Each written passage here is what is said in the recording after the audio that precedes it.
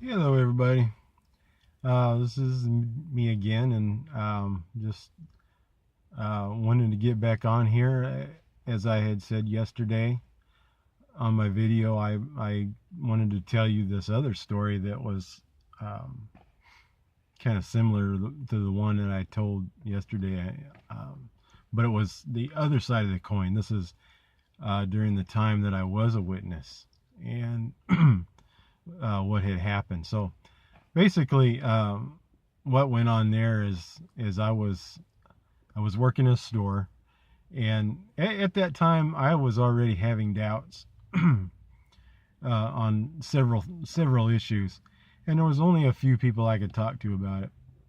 And I could talk to my dad, longtime elder, but he never viewed it as worrisome to him that I'm falling away from the truth.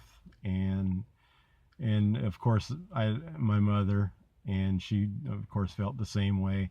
So it wasn't like oh no, you're falling away, we can't do that, you need to talk to the elders. And that never happened. And that was and I appreciated that, and all the years that would happen. So yeah, I had doubts at that time for several years. And I had a real good friend also who was an elder that I could talk to without fear of some kind of retribution. So, so as the story goes, I'm working at this grocery store. At the time, I was a ministerial servant. I was actually I was real close to the time of being appointed as an elder. And I've made it perfectly clear as before, if you've seen my earlier videos, that I never liked field service at all. And it took a lot. It took a lot of pushing for me to get out there and do it, just because of anxiety.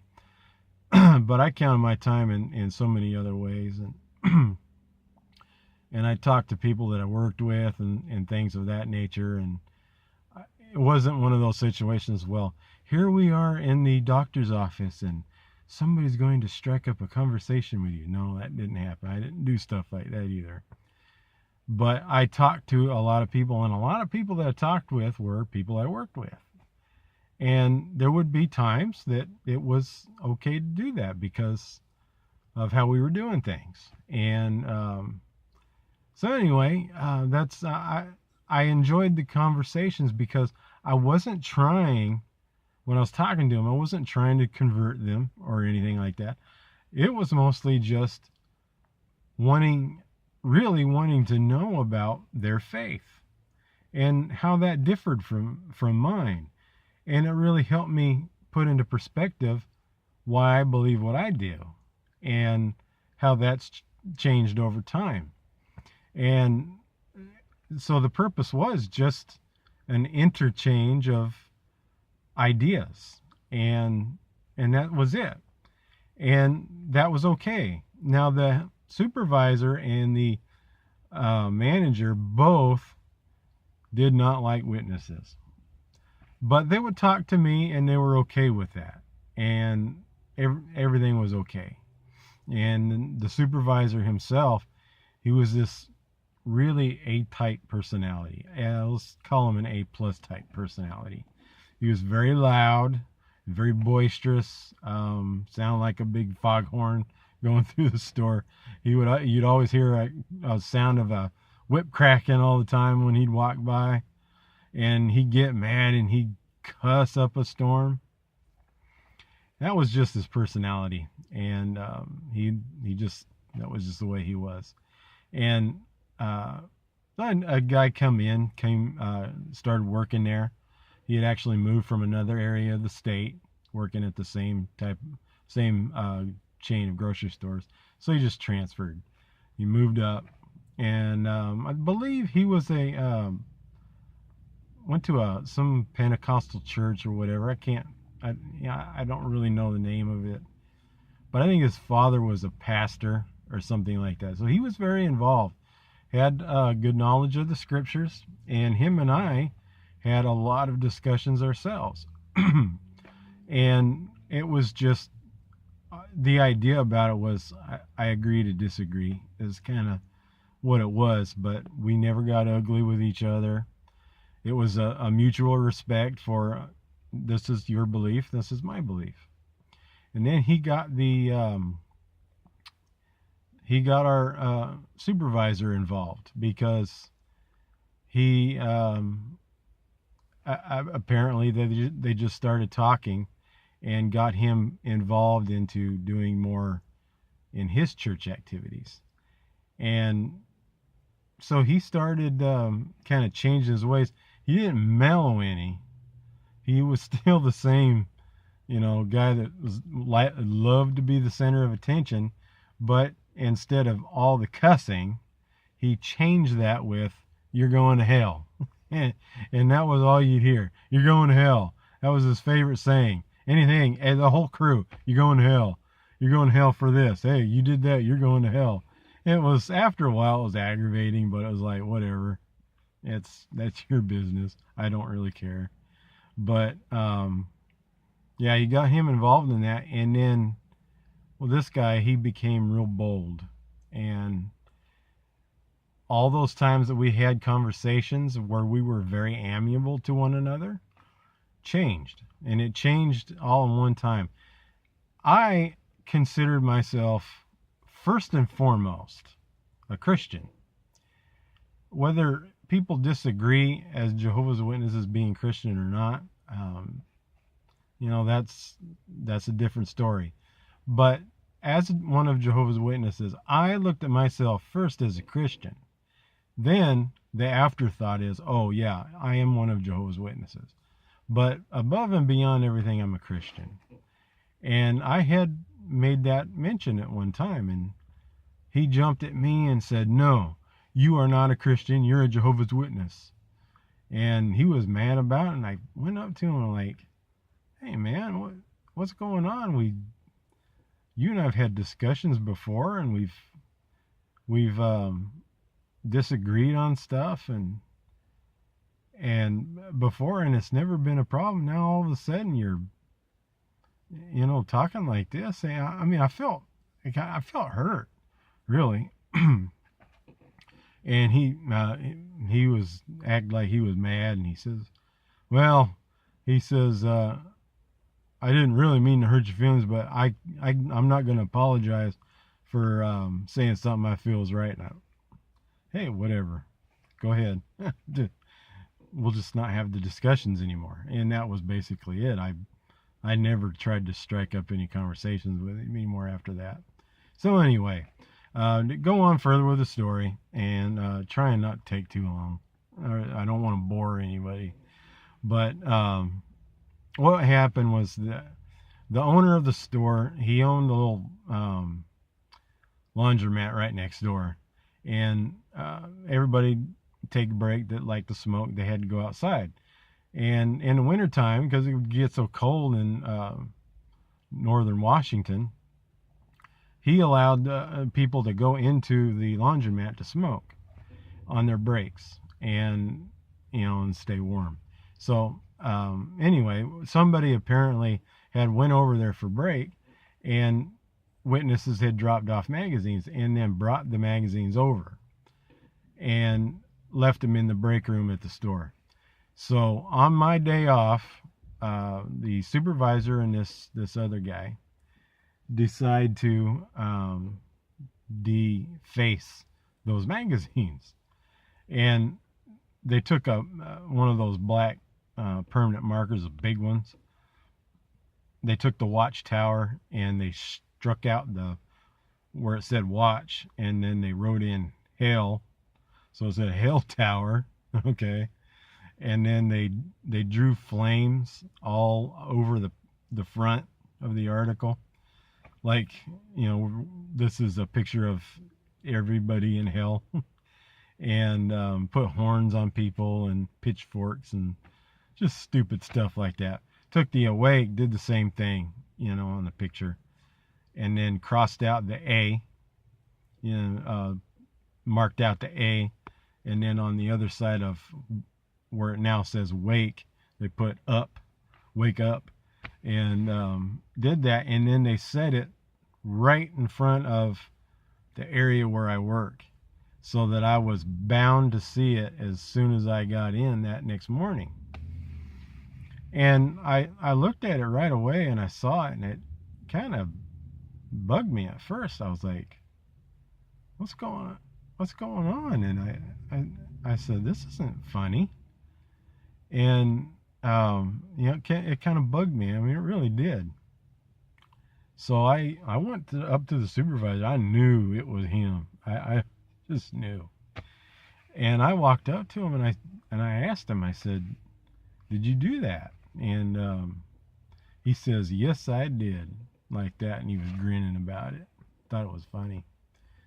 And I said, why did you do that? I said, I would never do anything like that to you. I said, you and I have disagreed about this stuff for years, and now all of a sudden you gotta have a hateful attitude about it. I said, this is ridiculous. It's not cool. And he says, I don't care. You shouldn't have brought that crap in here in the first place. I said, hey, I didn't bring it in. And he called me a liar and everything. And then really, I didn't bring him in. Somebody else did. And so anyway, I finally walked away from him, and I went back to my work area, and I'm shaking my head. And well, by that time, the manager had come in. He says, what's going on with you? What's your face? And I said, your boy here messing around and did this. And he looked at it, and he got this look on his face when he saw what I was pointing at. And he says, I told them to throw that away. And I said, oh, you knew about it? And he says, yeah.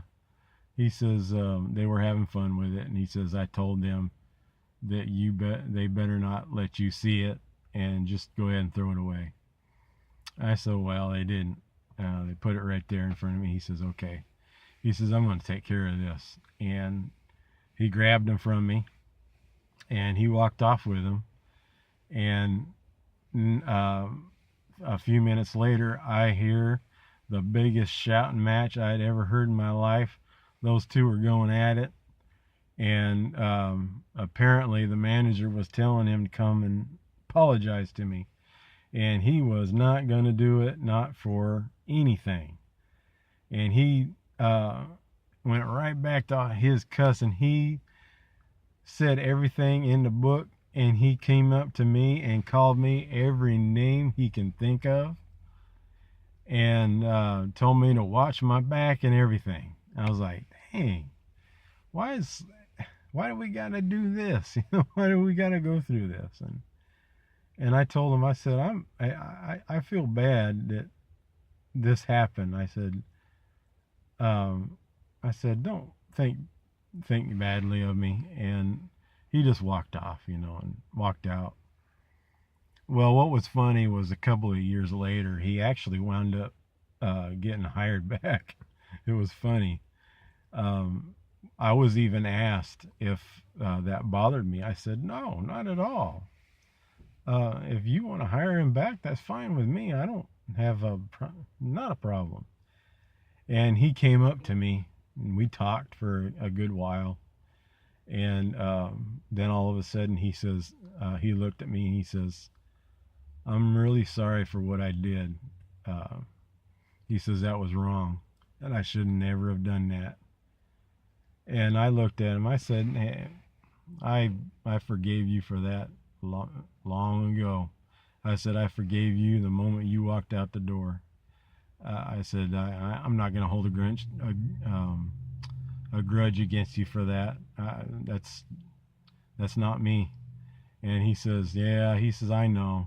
He says, that was stupid of me. He says, and he says, my wife even told me so. I knew his wife, and I knew that she was going to jump on him, and sure enough, she did. But yeah, that was pretty bad. I had realized then at that time that, okay, this is what it's, this is not persecution, but this is what it's like when people get so offended by certain things. So the idea that what I'm really trying to bring out when I'm telling you the story was, as at the time, yes, I was an active witness. And so many of you might think that, oh, that's okay. And, if that's the way you think, that's fine. But it's not okay, in as much as you got to let people believe in what they want to believe in. And that was kind of been my thing all my life. Just live and let live, is the old saying goes. If somebody wants to believe a certain way, that's their business. And the cool thing is you can actually talk to these people and have a conversation with these people about these things, about their ideas, and what they believe in, how it affects their lives, how it affects how they raise their family, and how they view other people.